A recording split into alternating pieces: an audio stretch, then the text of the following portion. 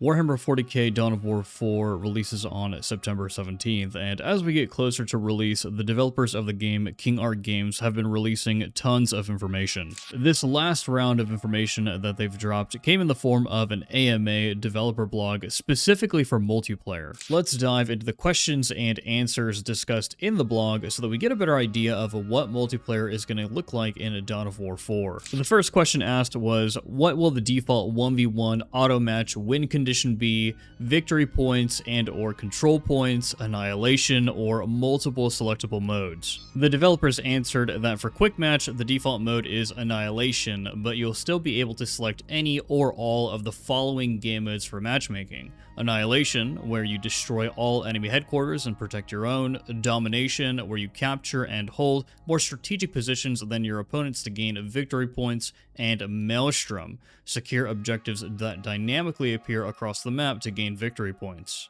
Annihilation being the default mode for quick matches makes a lot of sense, mostly because it's the simplest game mode, but I really like the sound of Maelstrom because it forces both players to secure objectives that are appearing across the map randomly. I love the idea of being able to force a fight on an objective that spawns in the middle of the map, or depending on if the spawn is closer to my base, I could use it as an opportunity to distract the enemy while I sneak around and destroy some pretty important buildings in their base. The next question asked was, how's the team approaching a balance across 1v1 and team games, especially with faction asymmetry and different faction difficulty levels? The developers answered that when it comes to balancing, one of our core pillars is ensuring factions are represented authentically with how they're portrayed in the universe. For multiplayer specifically, we want to ensure play is fair while making minimal compromises on that authenticity. Faction asymmetry is a notoriously difficult aspect to balance in a uniquely complex genre, especially outside the scope of 1v1.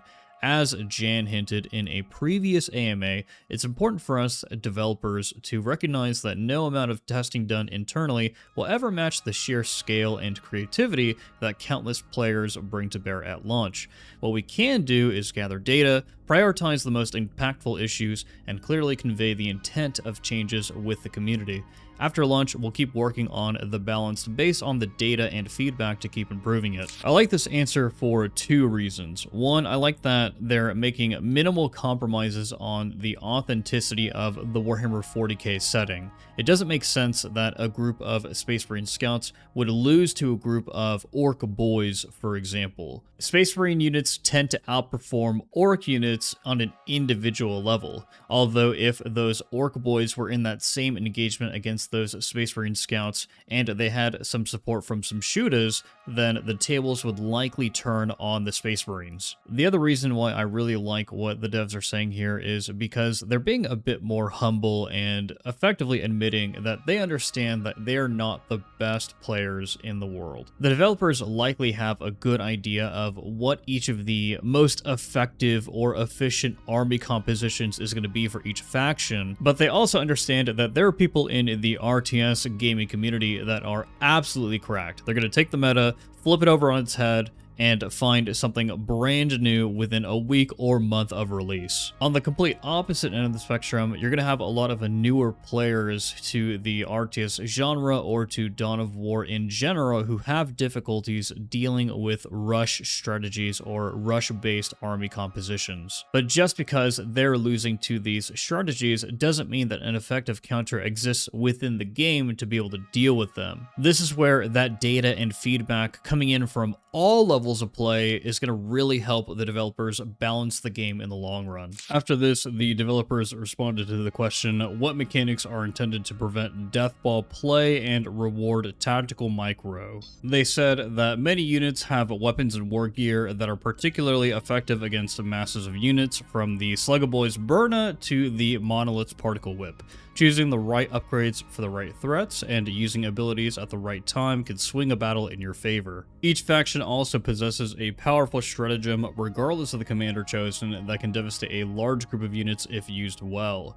When it comes to tactical micro, positioning, engaging enemy range units into melee while protecting your own range units, and the optimal use of weapons and abilities give plenty of opportunities for optimization. This lines up with what we've seen of Dawn of War 4's gameplay in that elements of the original Dawn of War and Dawn of War 2 are being combined. Tactical micro, like positioning or engaging enemy range units with your melee units, and then also using things like commander abilities and stratagems, sounds very reminiscent of what you had to do in Dawn of War 2 in order to get the edge over your opponent, while equipping your units with specific weapons and war gear that provide effective counters against different threats. Sounds very reminiscent of Dawn of War 1. Another mechanics-based question was asked in how central are cover, retreating, and on-field reinforcement to the multiplayer design compared with previous Dawn of War games. The developers specified that units benefit from veterancy to different extents across the factions, from providing stat improvements to unlocking new abilities for a unit.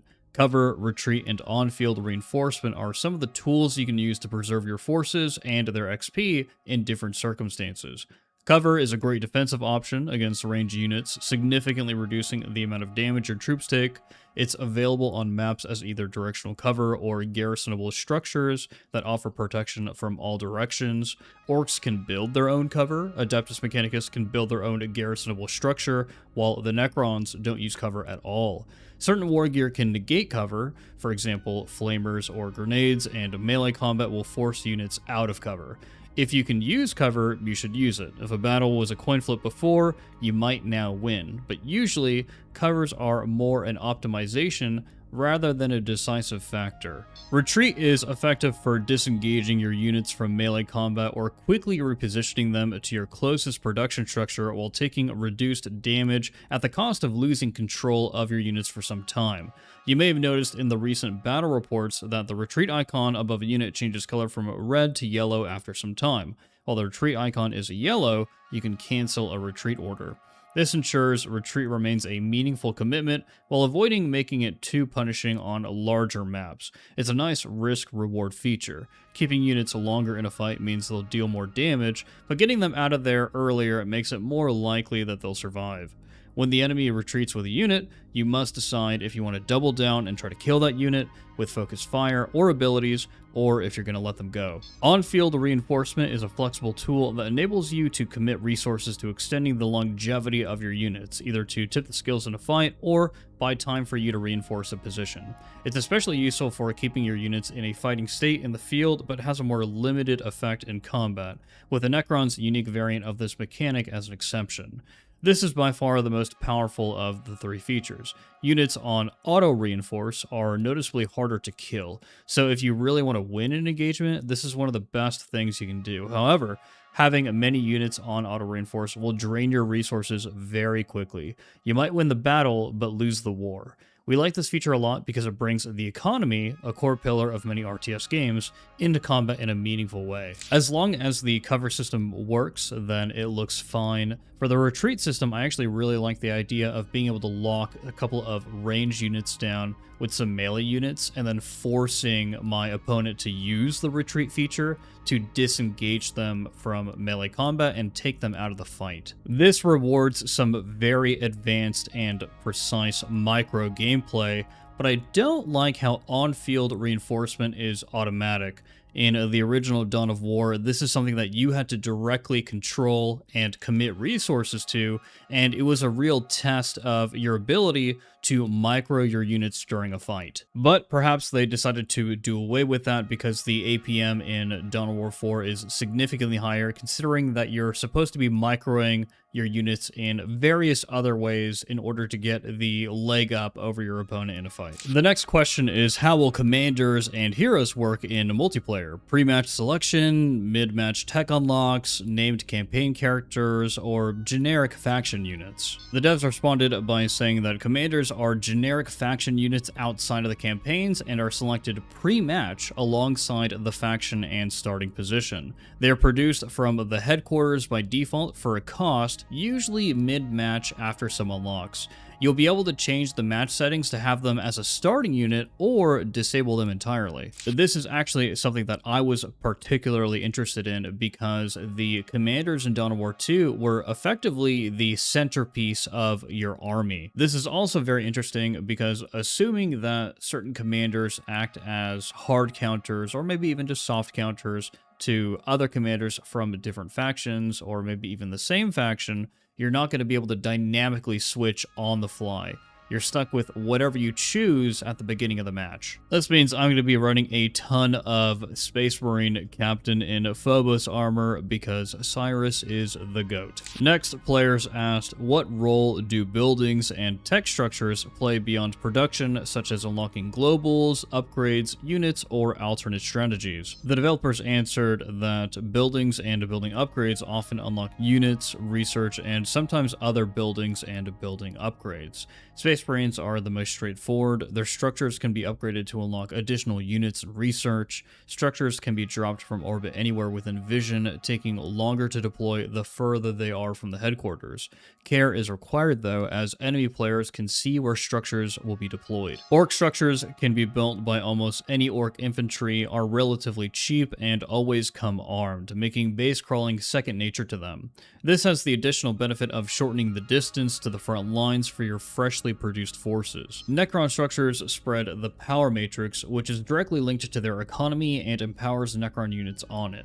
The Tomb Pylon structure also acts as a point for Necrons to teleport forces to from their headquarters. The Adeptus Mechanicus link structures to their headquarters to form a Noosphere network, which is crucial for unlocking their most powerful weaponry. It also provides powerful economic and combat boons to units and structures within. I actually really like the differences in building for each of these factions because it helps define the playstyle that each faction represents. The last two questions don't provide anything too specific regarding multiplayer. The first of these questions is, can we get developer-specific personal favorite factions? And the second question is, last but not least, we spotted a fair few of you wanted an update on the Army Painter. In a previous interview, Elliot stated that the Tyranids and the Tau are his favorite factions in Warhammer 40k, while Jan or Jean said that it's changing a lot, but currently probably AdMech. I doubt that Elliot's preferences of Tyranids or Tau are going to be used to add them sooner than other factions. For example, I strongly believe that the first extra faction that we're going to get added to Dawn of War 4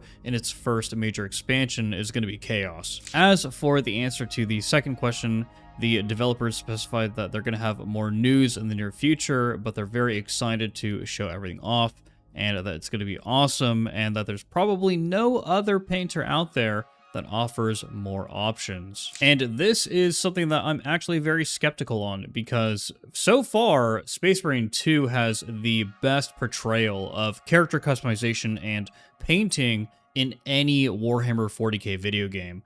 I'll be pretty surprised if they can top that. We would have to see something really impressive like kit bashing get added to Dawn of War 4, but I highly doubt that that's going to happen. And that concluded the dev blog, but they did state that they're going to be back with future sessions to continue to showcase other features of the game, such as Skirmish, Last Stand, and the Army Painter, which is very exciting because I'm very much looking forward to Last Stand the most in Dawn of War 4. I already know that it's probably going to be my favorite game mode because it clicked with me so well in Dawn of War 2. Anyways, guys, let me know down in the comments below how you feel about Dawn of War 4 so far. Are you skeptical, cautiously optimistic, or are you on the hype train just like I am? And don't forget to like and hype the video and subscribe to the channel if you love Warhammer 40k or Dawn of War. I really appreciate your viewership, and a special thank you to my subscribers and members.